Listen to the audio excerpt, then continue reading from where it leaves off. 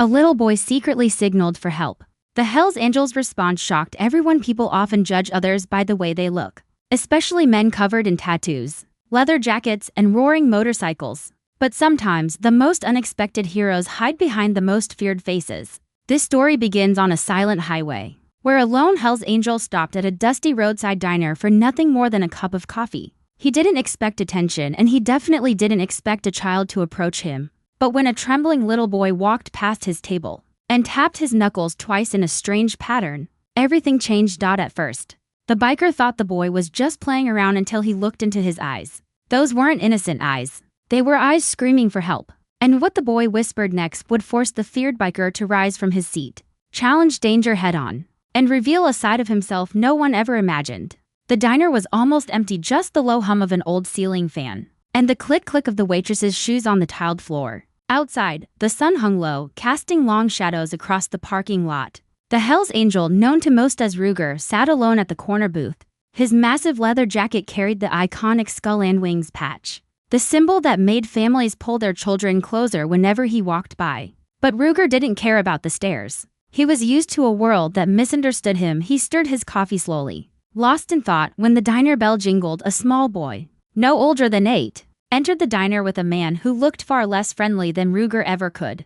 The boy's shoulders were tight, his steps hesitant. The man gripped the boy's arm just a little too firmly. Ruger noticed everything but didn't interfere. Not yet. The man dragged the boy to a booth directly across from Ruger. He ordered food in a loud, sharp tone. The boy kept his gaze low, barely blinking, barely breathing. Ruger had seen this look before, in homes, in bars, in alleyways. It was fear. As Ruger watched quietly, the boy suddenly excused himself to walk past Ruger's booth on his way to the restroom. As he passed, he did something small, but strange. He tapped his knuckles on Ruger's table twice, then once more. Tap, tap.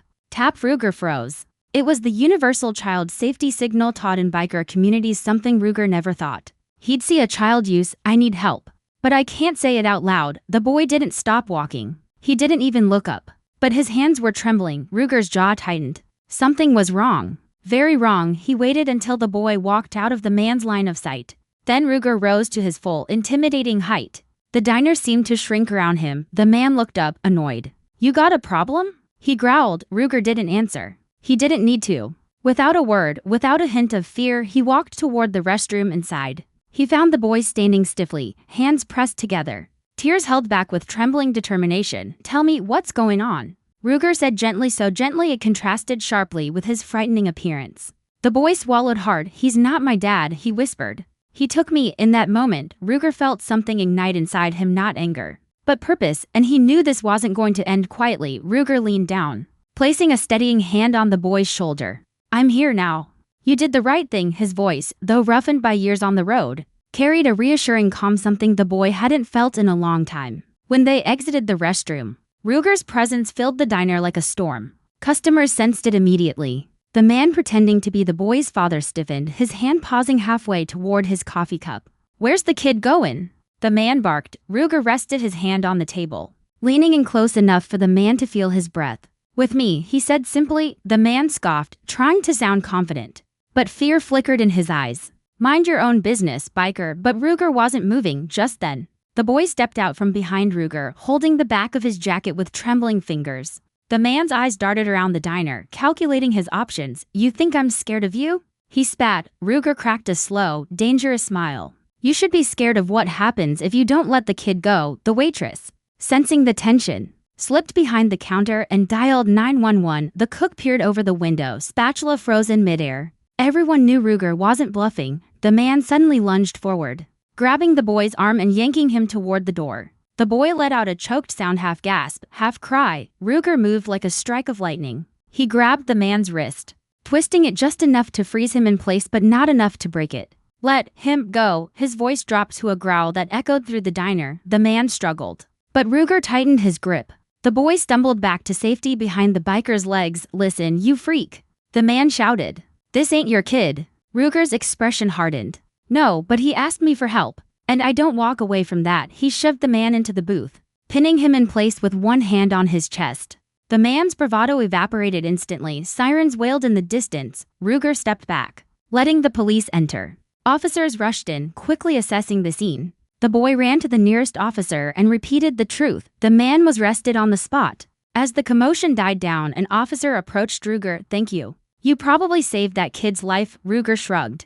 "He saved himself. I just listened, but everyone in that diner knew the truth. Most people wouldn't have."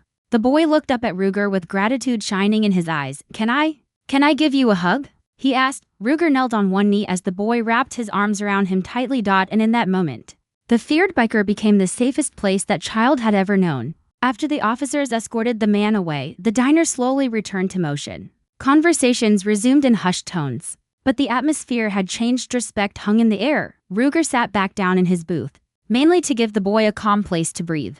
The waitress brought over warm fries and a milkshake, placing them gently in front of the child. "You're safe now, sweetheart," she said softly. The boy nodded, still shaken but visibly relieved. Ruger waited until the boy took his first sip before speaking. "You were brave back there. Not many kids would know how to signal for help like that." The boy wiped his mouth. "I learned it at school. They said if you can't talk, you can tap." He demonstrated with his small knuckles on the table. Tap, tap. Tap. Ruger's chest tightened.